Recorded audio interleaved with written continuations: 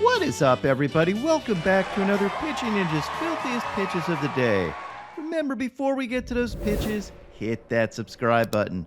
Be a part of the biggest and best daily baseball show on YouTube.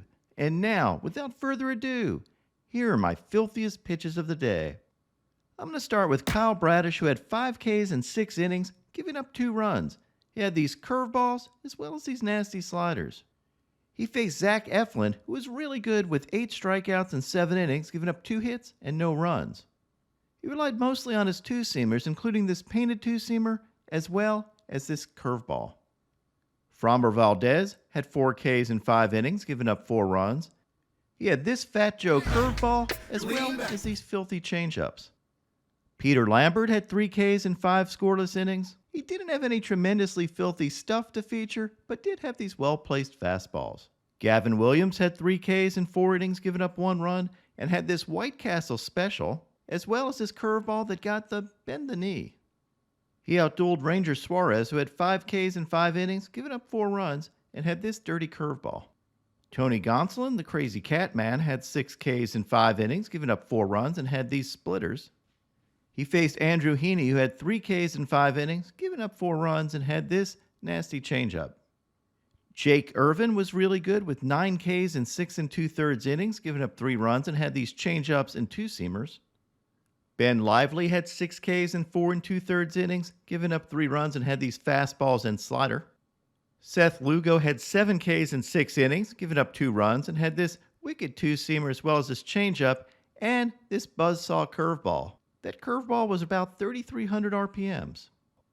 He faced Reese Olson, who had 5 Ks in 5 innings, giving up 5 runs. Relied on his fastballs and sliders, got a White Castle special on his slider, as well as his curveball. Freddie Peralta had 5 Ks in 5 innings, giving up 6 runs, and had these changeups and breaking ball. And I love this swing he gets on this breaking ball, where Peter Moylan says, "That's going to be on Pitching Ninja." Of course, Brandon Gaudin got it right because it wasn't gonna be, but it is now because Peter Moylan said it. That's going to be on Pitching Ninja. You think so? If it wasn't going to be, it is now that you said that, probably. Peralta battled against Michael Soroka, who had 4 Ks in 6 innings, but gave up 4 runs and had this changeup and slider. Justin Steele had another solid outing with 9 Ks in 6 1/3 innings, giving up 2 runs. He relied on his fastballs, sliders, and curveballs. And I love this combo where he gets a swing on a fastball way out of the zone. And you might wonder why you would swing at a fastball that is that far out of the strike zone. And it's because of this backwards K earlier in the game on a slider.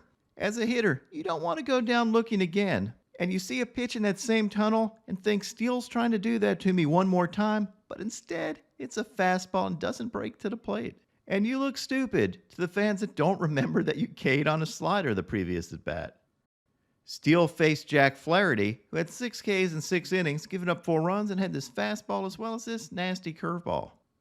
Joe Ryan racked up 10 Ks in 6 innings, giving up 4 runs, and had this mix of fastballs and splitters. Kodai Senga had 3 Ks in 3 1/3 innings, giving up 3 runs, in a game that got suspended by rain.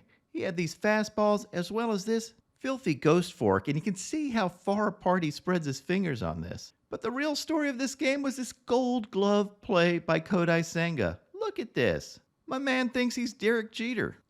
Senga won a gold glove in Japan, and in my interview I asked him if he took special pride in his fielding. His answer kind of surprised me. 誇りを持ってはいないけど、しっかりアウトに取れるやつアウトに取れるように頑張りたいなと思ってる。I don't particularly take pride in my fielding, but I'll do what I need to do, get the outs that I need to get. Shohei Ohtani had 9 Ks in 6 1/3 innings. He did give up 5 runs, including 4 home runs, a new record for Shohei in a game. He picked up Ks on his fastballs, his sweepers, and cutters. And he impressed himself by summoning a baseball using only his eyes. Is there any limit to this guy's talent? In fact, he's so talented, even the umpires love him. Look at that big smile he gets when they're checking his glove. I matched him up with Max Scherzer, so you can see how their mechanics are completely opposite when getting their gloves checked for foreign substances. Shohei also had this nasty pitch where he got 2 balls with 1 strike. Unfortunately for Ji-Man Choi, they were his balls. I do appreciate Shohei also bending over in sympathy pain. Choi did recover and had a different kind of dong. Shohei faced off against Johan Oviedo, who had 4 Ks, including 1 on this slider. Bryce Miller had 6 Ks in 5 1/3 innings, giving up 1 run, and had these fastballs and sliders. And he faced yesterday's filthiest starting pitcher, Yusei Kikuchi, who had 8 Ks in 5 1/3 innings, giving up no runs. Kikuchi had these overpowering fastballs as well as these sliders and curveballs. And here's an overlay of a slider that was fouled off, followed up by a fastball. And you can see why you'd swing and miss at that fastball. As a hitter, you think it's that slider that you just fouled off and he's coming at you again with it, and instead you get a fastball and you swing under it. But honestly, the real reason I'm giving Kikuchi the filthiest pitcher of the day is because of his awesome K struts. Check out this happy little K strut where he strikes a K pose. And then this patented Kikuchi K strut featuring the awesome Kikuchi kick follow through. We all need a little Kikuchi K struts in our lives. Now onto my filthiest relievers. Carlos Estevez had this slider and 99-mile-an-hour heater. Shintaro Fujinami had this dirty splitter. George Soriano had 8 Ks in 4 innings of relief and had these sliders and changeups. Mark Leiter Jr. got this double play, but check out why he did. It's because Ron Kulpa was terrible. Leiter gets these 2 pitches off the plate for strikes, and then follows up with this pitch just off the plate that Burleson had to swing at because the previous 2 pitches were called strikes. And this all happened with the bases loaded. So instead of a walk that would have driven in a run, you had a double play. Bring on the robo-umps. Bryce Wilson had these wicked curveballs. Trevor Stephan had this dirty splitter. Kirby Yates had this beautiful backdoor slider. Look at that paint. And that was to end an 11-pitch at bat. Justin Topa had this absolutely ridiculous slider. Look at that thing go.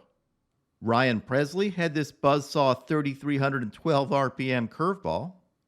Gowry Moretta had these ridiculous wrong way sliders. These both went 12 inches arm side. Those pitches are ridiculous. But my filthiest reliever of the day yesterday was Pete Fairbanks. He struck out the side on these absolutely painted 100-mile-an-hour fastballs. It's like he was seeing the strike zone lines on the broadcast. Kind of like Haley Joe Osment saw dead people. And you know I like my psychopath relievers. And I'm pretty sure Pete Fairbanks was named the most likely to dismember a batter in his high school yearbook. His demonic glove whispering to him, "Red rum, red rum." And now, my Pitching Ninja moment of zen. If life is giving you torrential rain, make a slip and slide. Words to live by Pitching Ninja and that dude. What is up, everybody? My picks of the day today are a 3-leg parlay. I'm going to start out with Logan Webb for 5 Ks or more, then take Dylan Cease for 7 Ks or more, and top it off with Kevin Gausman for 8 Ks or more. What would your picks of the day be?